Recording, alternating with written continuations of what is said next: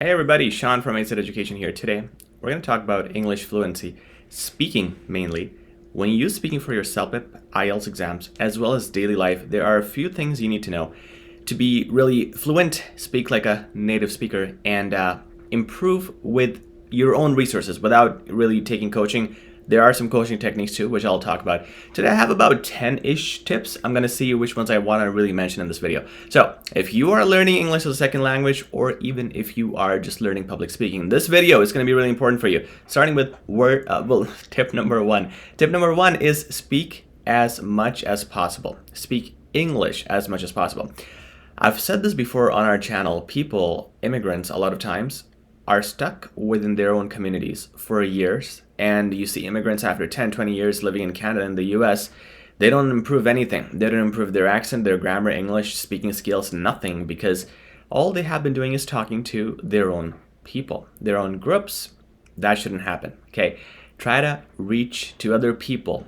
Could be physical, could be even online, could be online groups. There are so many groups. You can even volunteer and join groups where you have people who speak English, and that will give you exposure. You need exposure. You need to talk to more people in English to learn English. Okay, everything comes with practice. I mean, it's common sense. It's a no-brainer. I don't understand people who are gonna just talk with their own community in their own language and complain about language skills. I mean, it is common sense. You want to practice, get out there and speak in English. A second thing is get a personal tutor. It's my list that I compiled. I'm not gonna talk too much about that because many times it might come across as me trying to sell you our services. And yeah, of course, why wouldn't I like sales? However, it's a sincere advice. If you want to really improve, the best way to improve is to get coaching, is to get training. We have certified trainers, some of the best ones in the country. If you are interested, email is in the description. Email me. We'll set you up with a free class. Make sure you like it before you proceed. A tutor is someone who has experience for years and knows how to improve people much faster than you would do yourself. So, consulting a tutor is a great idea. Number three is interacting with English every day. Now, this is very similar to my point number one, which is about communication, but this is about interaction with English at every level. How do you think? When you think, what do you do? Do you think in your own language? This is one of the key things, guys. If you're one of those people who thinks in their own language, change that. Think in English. If you're thinking like, what am I supposed to do today? What's going to be my schedule? What am I supposed to cook? Ask those questions in English. So that's one. All right, starting there. Changing your TV channels to English. Watching English movies. Reading English books. Watching English news. Many countries, wherever you're from, if you are interested in that country's news, you can still have an English version. Nowadays, almost all countries have an English media version. Check that out. Learn that.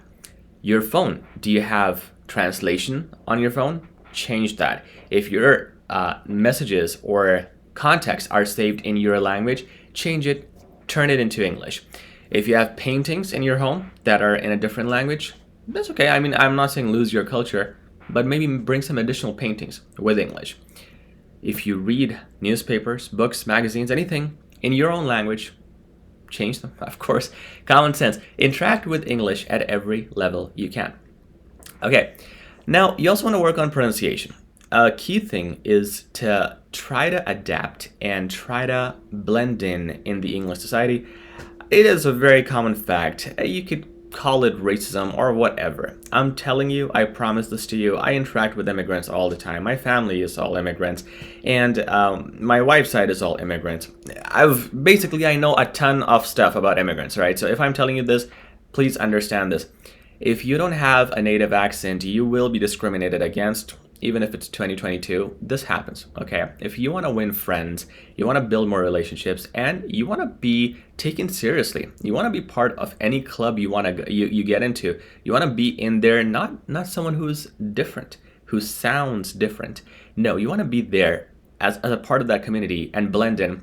You got to improve your accent. We have, once again, I'm not trying to sell, but we do have a lot of resources to help you guys out. We have a course, a native accent training course, 10 hours only. In 10 hours, we give you lots of exercises. So actually, the course takes 2 weeks. It is $20, so basically $19.99.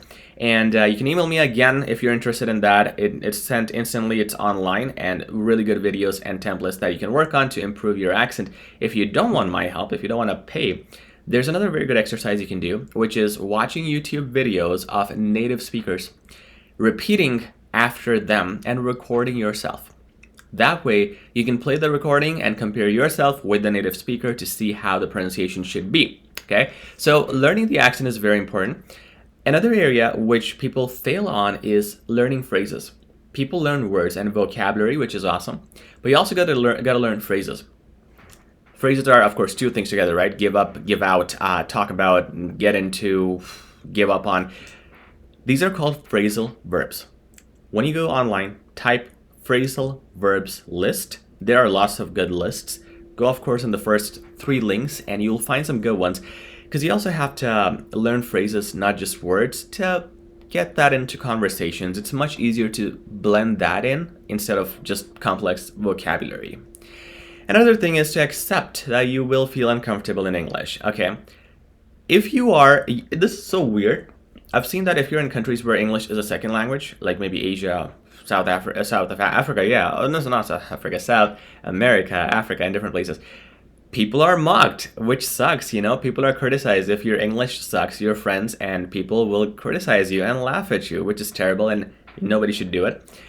Maybe if you're in those countries, find a group of people who have the same goal of learning English, and that way you'll feel comfortable with them. But if you're in Canada or in the US, if you're actually in an English-speaking country, it's complete opposite. People don't criticize you. People will encourage you to speak, especially if they see that you're struggling. They'll encourage you to speak more and kind of help you out. Nobody will offend you. So remember, if you are in Canada, for example, it's a land of immigrants, and people understand that not everybody speaks English properly. Know that. Don't be shy to screw up and make mistakes, because everybody does it.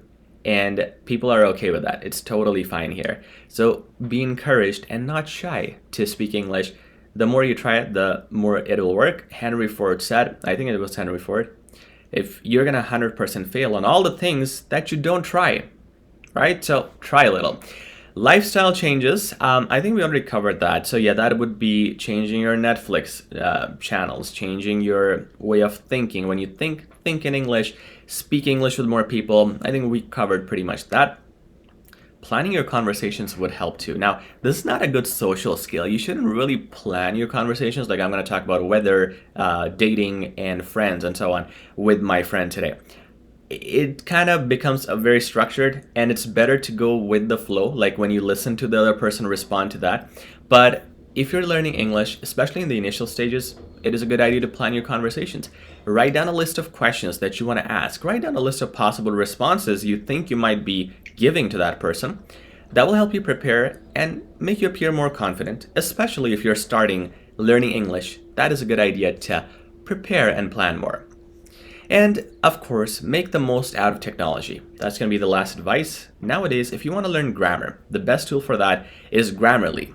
It is our competitor, but I'm going to mention that because they are actually pretty good. Download Grammarly on your laptop, your computer. Use that whenever you write so you can see your grammar mistakes. There are multiple apps now for grammar correction as well. For accent correction, as I've mentioned, use YouTube, repeat after a native speaker and improve on that. As for other things, for example, learning how to write better, speak better, you have resources like coaching, tutoring. You also have lots of YouTube videos like on this channel, so if you subscribe and like, you're going to find tons of content on how to build vocab, improve your speaking, be fluent, be confident, have the right pauses, and everything, right? The whole deal, the holy grail of everything you need for speaking. So use technology. It's now more available than ever before, and that should help you learn better than ever before. And that's it, guys. That's a wrap. That is our lesson today. Some really great tips which will help you if you actually implement them. Will you implement them though? Let me know if you like them, if you hate them, or will you implement them, or if you're too lazy. I hope you're not. And if you did like it, share, like, subscribe. As always, we'll talk soon. Take care.